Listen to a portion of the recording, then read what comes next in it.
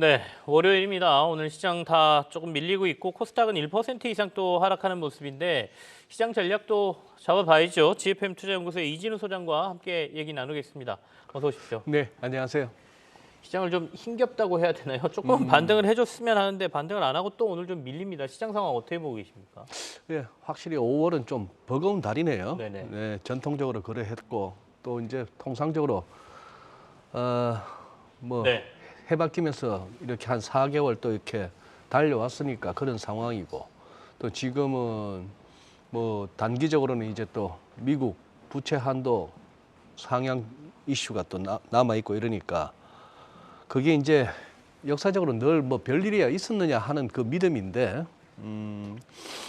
그걸 앞두고는 이렇게 조금 이제 흔들릴 수밖에 없는 그런 상황이죠. 네.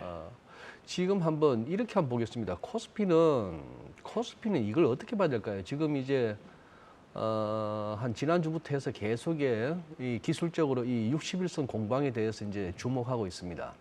지금 5, 20, 60 좀 굵게 꺼진 이 선이 61선인데 여기서 우선 코스피 같은 경우는 이제 미들 구석은 이때는 위에 청청시하 뭐 올라가야 극복해야 될 레벨들이 많았다면 여기는 지금 이제 어느 정도 장을 이렇게까지 돌려 세우고 나니까 밀려도 좀 이렇게 기댈 언덕이 미들 구석이 좀 있다 하는 그런 상황이죠. 설마 2,400m로야 하는 그 정도의 믿음이 있는 그런 상황입니다. 다만 이제 우리가 이제 모르는 것은 이 경우죠. RSI 지표하고 스타캐스틱 지표를 보면서 혹시 조금 이렇게 가격 조정이 이때처럼 좀 깊어질 수도 있는가 하는 그 가능성은 또 배제할 수는 없는 그런 네. 상황이죠. 그래도 이제 보시면은 코스피가 상대적으로 그동안에 이제 코스닥보다 좀 나은 거는 삼성전자나 현대차 같은 이런 또 코스피 내에 대형 무량주들이 또 그래도 나름대로 선전하고 있었으라고 봅니다. 지금 요거는 이제 뭐 63,000원인데요. 61선이. 63,000원은 지지돼줘야 되지 않겠느냐 싶은 생각이고 이게 진짜 가려면은 최근에 봤던 고점 66,600원. 요걸 열든지 해야 되는데 요 안에서 이 종목은 뭐 한동안 좀 머물 것 같다 하는 생각은 드는 그런 네. 상황이고 코스닥은 조금 코스피하고 그림이 다르죠. 지난주 금요일 날도 살펴봤다시피 벌써 사실 이 61선은 좀 깨졌습니다. 지금 사실상 코스닥 시장에서는 이 기술적인 어떤 차트상으로 해석할 수 있는 거는 조금 수급이 취약해졌다 하는 얘기죠. 네. 여전히 지금 기관, 뭐 외국인, 개인 해서 따져보면은 코스닥에서 순매수는 여전히 개인입니다. 뭐 그 구도에는 변함이 없는데 61선이 깨졌으면 그 다음에는 이제 한번 작년 10월 13일 이후에 이 랠리 대충 뭐 5개의 파동이 보이죠. 그렇다면 이건 이제 조정을 어디까지 받아야 되느냐 하는 차원에서는 이 813 내지 815, 뭐 815 정도로 생각하시죠. 그 정도가 이제 처음으로 짚어지는 레벨이었는데 여기도 이제 자꾸 이렇게 좀 밀리니까 그렇다면 우리가 이렇게 생각할 수 있겠습니다. 이 선까지도 각오는 해야 되는가? 그 다음 선은 한 121선이 받치기도 하고 절반을 되돌리는 뭐 한 780도 초반 뭐 이런 식으로도 이제 볼 수 있는 그런 상황이죠. 지금 오늘 코스닥이 811이에요. 그러니까 811이죠. 예, 813, 815 밑으로 좀 내려와 있기 때문에 네. 여기서 조금 더 아까 그냥 기술적 분석상입니다. 기술적으로, 기술적 네. 분석상으로 봤을 때 121선이 걸려 있는 780선까지의 조정도 조금 염두에 둬야 되는 거 아니냐 이런 말씀이시죠? 예, 그런 상황이죠. 그리고 이제 결국 코스닥을 보면서 또 이렇게도 한번 보시죠. 네. 뭐 기승전 2차 전지 아니겠습니까? 대한민국에.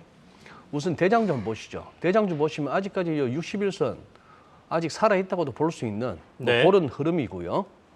그 다음에 에코프로 BM은 지금 이제 61선 공방이 치열합니다. 조금 더 이런 그런 상황이죠. 자, 그 다음에 월간 차트 한번 보시죠. 에코프로를 월간으로 보니까 여기가 이 양봉의 의미가 여기가 지금 요 커스가 가리키는 여기가 4월 종가였다는 얘기죠.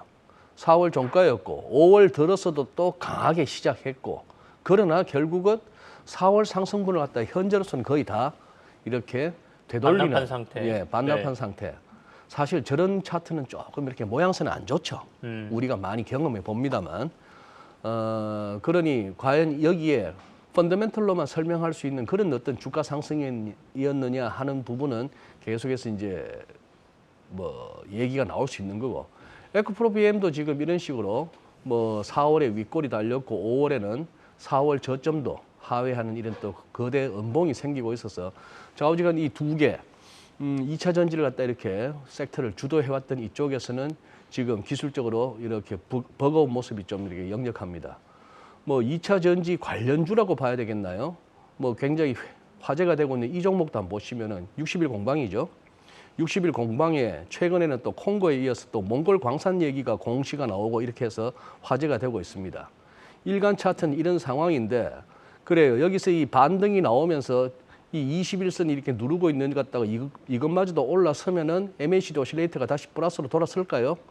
이제 요 승부입니다. 이걸 갖다 좀 땡기고 싶은 세력들은 돈 좀 써야 됩니다, 이거. 돈 좀 써야 되는 상황이고 월간으로는 이제 이런 그림인데요. 그냥 이렇게 기사를 한번 가져와 봤습니다. 이렇게 얘기하는 거죠. 1개월 내에 이제 몽골 얘기입니다. 지분 인수 본계약 체결 여부를 결정하고 1개월 이내에 요건 이제 뭐 확인하는 데는 1개월 내에 확인할 수 있는 거죠. 했더니만 텅스텐 얘기가 나오네요. 리튬이 아니고 텅스텐 등 이렇게 해서 목표로 하고 있고 리튬에 대해서도 타당성 조사 후에 개발 허가 받아서 24년 초부터 뭐 채굴을 진행할 계획이다. 이렇게 이제 기사가 나오고 또 다른 매체 같은 경우에는 지분 인수 계약 체결을 위한 외부 평가 등을 위해 양해각서를 체결했다. 네네. 이 기사가 나옵니다. 이제 또 공시에서 양해각서는 당사자 간 본계약 체결을 위한 협상 보조 수단에 불과하다. 이거는 팩트예요. 이건 어디나 똑같은 팩트입니다. 그리고 이제 당사자들이 최종 계약서에 서명하지 않는 한 이날 체결된 양해각서와 관련해서는 어떠한 의미도 지지 않는다고 명시했다. 이런 기사들이 나오는 그런 상황이죠. 뭐 그런 상황이고 2차 전지 하니까 또 떠오르는 기업이 있어서 한번 보시죠. CATL입니다. 중국 업체죠. 예. 네. 뭐 나름대로 이제 중국에서 제일 배터리 하면 이 회사인데 여기가 2022년 가을에 꼭지 찍었네요. 꼭지 찍고 이렇게 했고 그리고 작년에도 한번 이렇게 반등 나왔다가 한 번 더 밀리고 지금 여기서 그래서 한 200위안 근방에서 이렇게 하나, 둘, 세 번 정도 해서 지금 이제 바닥을 만들고 있습니다. 네. 그러니 주가라는 것이 이렇게 한번 원웨이로 갈 수는 없는 거고 이렇게 지금 이제 조정을 받고 있는 거고 그리고 이제 IRA 허점을 파고드는 CATL 이런 기사들이 나오고 있고 실제 우리가 듣는 뉴스들도 그렇지 않습니까? 얼핏 듣기로는 미국이 중국을 갖다가 굉장히 압박하는 것 같습니다만 어쨌거나 뭐 완성차 업체와 기술 제휴로 뭐 우회해서 들어가네 마네 해서 포드, 테슬라에 전부 다 제휴하는 이런 소리가 나오고 있고 국내 배터리사는 큰 우려사항은 아니다. 뭐 이런 정도로 지금 되어져 가고 있습니다. 그런데 이 차트들을 보면서 한번 요 국면이 아니기를 한번 생각해 보시는 거죠. 우리가 뭐 유명한 그림입니다만 어쨌거나 이 참 대단한 인사이트예요. 스마트 머니들이 진입하고 그다음에 기관들이 이렇게 해서 이제 살살 어웨어니스 페이즈 뭔가 알려지기 시작하고 그다음에 미디어 텐션 이런저런 매체들 요즘 같으면 유튜브가 더 크죠. 그렇게 해서 쭉 한번 가는 이 상황에서 꼭 끝에 가면은 뉴 패러다임을 외친 다음에 이런 과정을 거치는데 지금 요 국면이기 때문에 대부분의 종목들에서 여기서 그냥 일반적인 조정 이후에 다시 올라가는 그 그림이 되려는지 기어이 이 로드리게 교수가 우려했던 이런 양상으로 갈 것인지 이 가능성을 완전히 배제할 수 없기 때문에 지금 이렇게 급락이 나오는 종목들에 대해서 조금은 우리가 경계심을 갖고 접근할 필요가 있습니다. 이제 실체가 있냐 없냐도 그게 중요합니다. 미래의 그게 실적이 중요합니다. 나오고 모든 거에 똑같이 그거 할 건 아니고 지금 지영 앵커님 말씀하신 실체의 여부. 네. 알겠습니다. 환율만 살짝 점검해서 환율이 또 올라요. 예. 그렇습니다. 그래서 지금 그동안에 네. 요 그림은 이제 여러 번 이렇게 접하셨을 겁니다. 그동안 붙어 다니다시피 하던 글로벌 달러 시스하고 달러원 환율이 이 무렵부터 금년 들어서 한 3월 중순 이후부터 이렇게 그냥 따로 놀았죠. 달러 약세가 이어지는 와중에도 서울에서는 달러원 환율이 오르면서 원화 약세가 이어졌는데 자, 요 부분입니다.